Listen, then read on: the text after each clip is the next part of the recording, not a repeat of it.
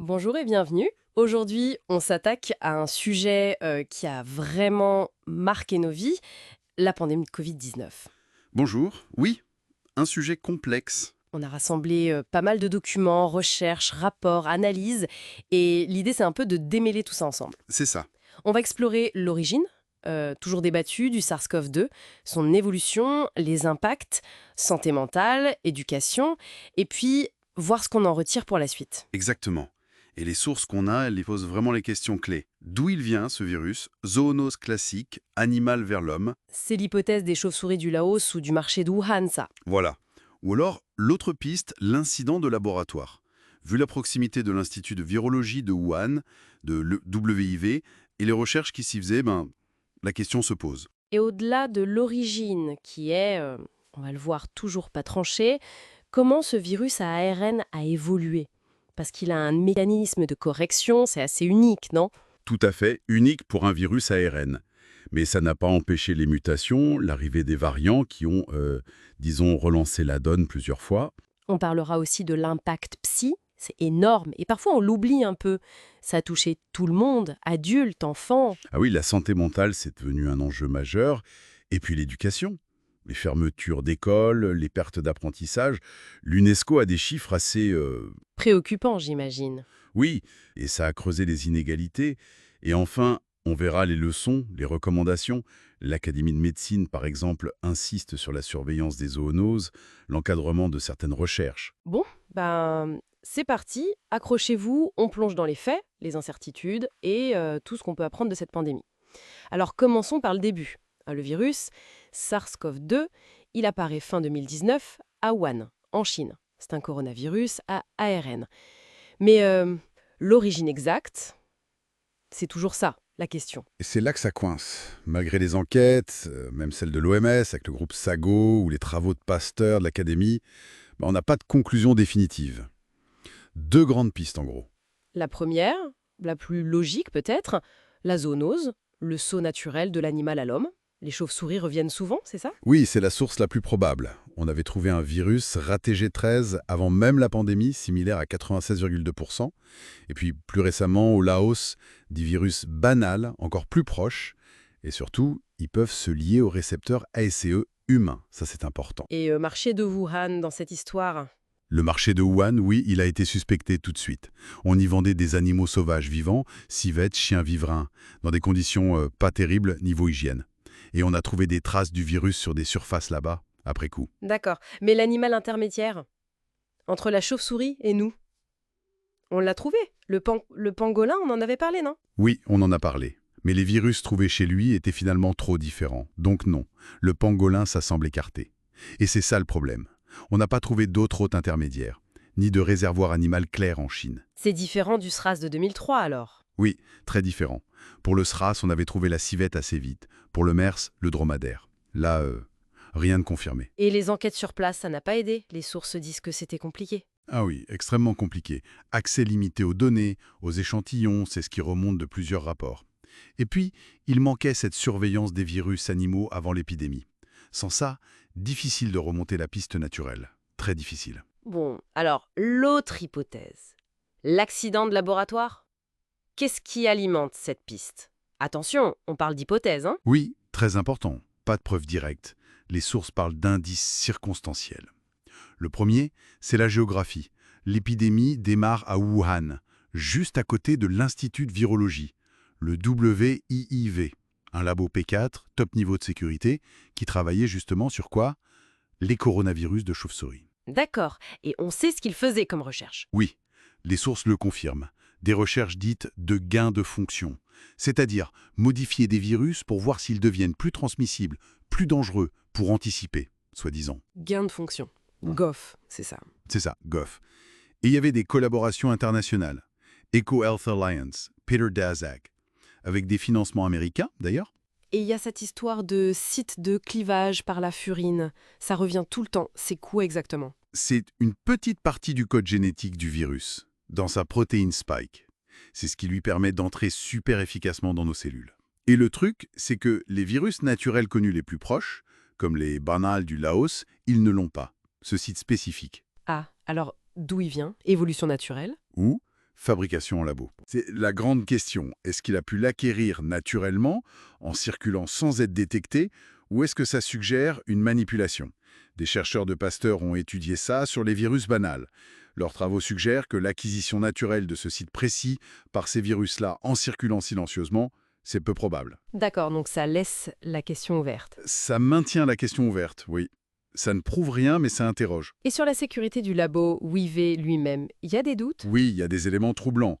Des sources, y compris des rapports d'enseignement américains déclassifiés, parlent d'incidents potentiels avant la pandémie. Des chercheurs malades, avec des symptômes bizarres à l'automne 2019, Ouais. des questions sur la gestion des déchets, la maintenance, et puis ce que beaucoup décrivent comme un manque de transparence des autorités chinoises, des données ou échantillons clés pas accessibles. Mais ça reste des indices indirects, pas une preuve formelle. Exactement. Faut vraiment insister là-dessus. Des faisceaux d'indices dans un contexte politique hyper tendu, mais pas de smoking gun, comme on dit. Donc pour résumer, l'origine, point d'interrogation, mais une fois là, le virus, il n'a pas arrêté de bouger. Son évolution, Les virus à ARN, normalement, ça mute vite. Leur copie fait des erreurs et ils réparent pas bien. Mais les coronavirus, ils sont un peu spéciaux. Ils ont une enzyme qui corrige une partie des erreurs. C'est unique chez les virus ARN. Ça ralentit leur mutation. Par rapport à la grippe, par exemple. ah oui. Pourtant, on a eu alpha, delta, omicron, ça a quand même bien muté. Ah, ça oui. Même avec cette correction, ça mute. Et quand une mutation donne un avantage, meilleure transmission, échapper au vaccin ou à une infection précédente, paf! Le nouveau variant prend le dessus. C'est ce qui a fait les vagues successives. On a dû s'adapter tout le temps. Et pour l'avenir, on sait comment il va évoluer, les sources disent quelque chose. C'est le grand point d'interrogation. Les chercheurs comparent. Le chikungunya, par exemple. Une mutation, un nouveau moustique vecteur, et hop, il a conquis de nouvelles zones. La grippe, elle, change tout le temps en surface, pour ça qu'on peut l'attraper plusieurs fois. Le SARS-CoV-2, on ne sait pas encore quel chemin il va prendre. Un chercheur disait « le champ des possibles a changé ». Bref, c'est imprévisible. D'accord. Donc on a le virus, son origine floue, son évolution. Et l'impact sur nous. La maladie, d'abord, la Covid-19. Oui, la Covid-19, ce qui a frappé, c'est la variété des symptômes. De rien du tout à très grave. Et un truc important noté dès le début, pas mal de gens, même hospitalisés, n'avaient pas de fièvre. Ou pas de tout. Ça compliquait le tri basé sur les symptômes classiques. Et les enfants, c'était moins grave, on a dit? En général, oui. Moins sévère. Mais il y a eu ce PIMS, le syndrome inflammatoire multisystémique. Rare, mais grave. Et surtout, l'impact psychologique. On va y revenir, mais ça a été très lourd pour les enfants et les ados. Pour le diagnostic, c'était la PCR, le test dans le nez. Fiable, ce test? La RT-PCR, oui, ça détecte l'ARN du virus. On extrait l'ARN, on le transforme en ADN, on l'amplifie. C'est la référence.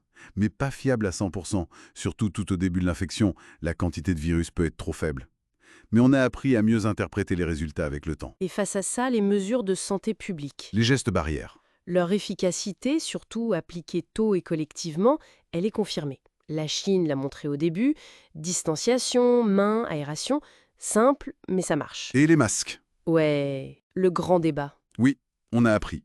Le chirurgical, qui protège surtout les autres, et le FFP2, qui protège mieux celui qu'il porte, s'il est bien mis. Usage unique, l'hygiène, et la pénurie du début, bien sûr. Tout le monde s'en souvient. Production insuffisante, stockage, spéculation. La France a été prise de court comme beaucoup. Et cette histoire de lunettes, j'ai lu ça dans les notes. Ah oui, c'est une observation intéressante. Une étude chinoise, puis une autre. Moins de porteurs de lunettes chez les malades hospitalisés. Proportionnellement.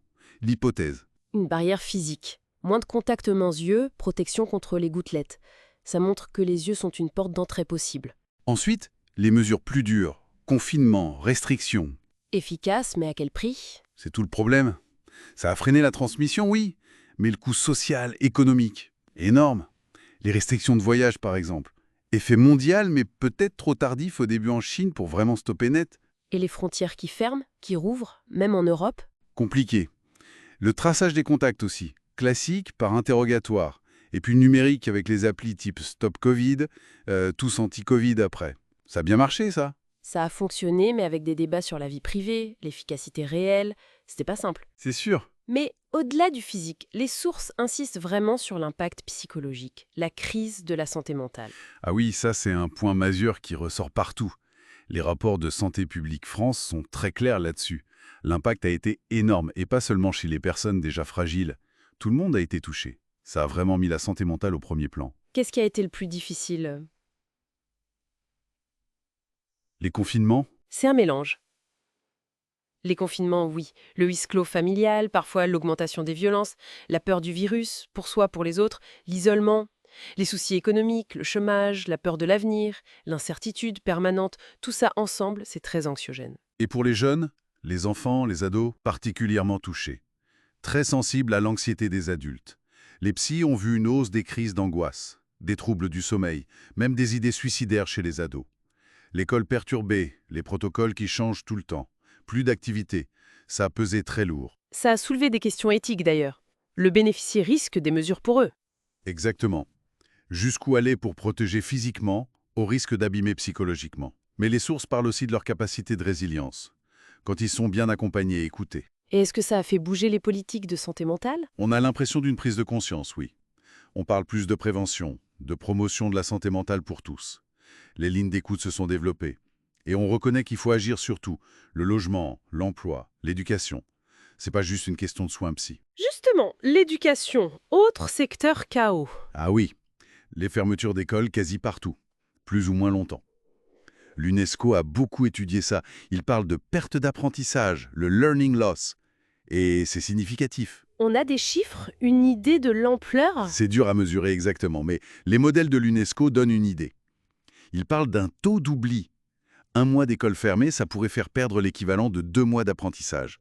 Parce qu'on n'apprend pas, et en plus on oublie. Si on imagine une demi-année scolaire perdue en moyenne, Ça fait une année complète de retard, voire plus. C'est énorme. c'est la grosse crainte, oui. Que ça pénalise ces jeunes sur le long terme, toute leur scolarité et même après. Ça touche aussi les tout-petits, en maternelle, et peut-être même les bébés nés pendant la crise. Et bien sûr, ça a aggravé les inégalités. Ceux qui étaient déjà en difficulté ou dans des milieux moins favorisés ont perdu plus. Et l'écart entre pays riches et pauvres s'est creusé. Énormément. Et on fait quoi alors? On peut rattraper? C'est le défi maintenant. Soutien scolaire, remédiation. L'UNESCO pense qu'en accélérant un peu le rythme, on peut y arriver. Mais ça demande des efforts massifs. Et surtout, il faut que tout le monde en soit conscient. Parents, profs, politiques. Rapidement, les autres conséquences. L'économie. Un choc brutal. Les bourses qui plongent en février 2020. Récession mondiale. Les États ont dû sortir l'artillerie lourde. En France, prêts garantis par l'État, fonds de solidarité, chômage partiel massif. Et socialement? Oui, accélération du numérique, télétravail, l'info en ligne, mais aussi la panique dans les magasins, le papier toilette, Ouais. et puis, malheureusement, la xénophobie, le racisme, contre les Asiatiques au début, puis d'autres tensions. Et l'environnement? Un bilan mitigé, on dirait. Ouais, c'est le paradoxe. D'un côté, pendant les confinements, l'air plus pur, moins de bruit, l'eau plus claire à Venise, des images assez folles. Mais de l'autre, explosion des déchets plastiques, masques, emballages, et des déchets médicaux. Et puis, plein de programmes de suivi environnemental mis à l'arrêt. Dommage. Tout ça, c'est un sacré bilan. Quelle leçon on en tire? Pour être mieux préparé la prochaine fois, est-ce qu'on aurait pu anticiper? C'est ça qui est fou. Quand on lit les sources, on voit que le risque était identifié. Le SRS en 2003, H5N1 en 2005, c'était des alertes. Il y a même un rapport de la CIA en 2008 qui parlait d'une pandémie possible, un virus respiratoire nouveau venant d'Asie. L'OMS aussi avait changé son fusil d'épaule après 2000. Ils insistaient sur la préparation des pays. Ils avaient demandé des plans pandémie nationaux. Mais visiblement, ça n'a pas suffi. C'était quoi les gros points faibles? Le premier, crucial, capital. Le manque de transparence et de partage rapide des données. En début de crise, c'est vital. Or, on a eu des doutes sur les chiffres chinois, des blocages pour l'accès aux données, aux échantillons, surtout pour l'enquête sur l'origine. Et l'autre point faible, flagrant, les inégalités mondiales. La pandémie les a révélées et amplifiées.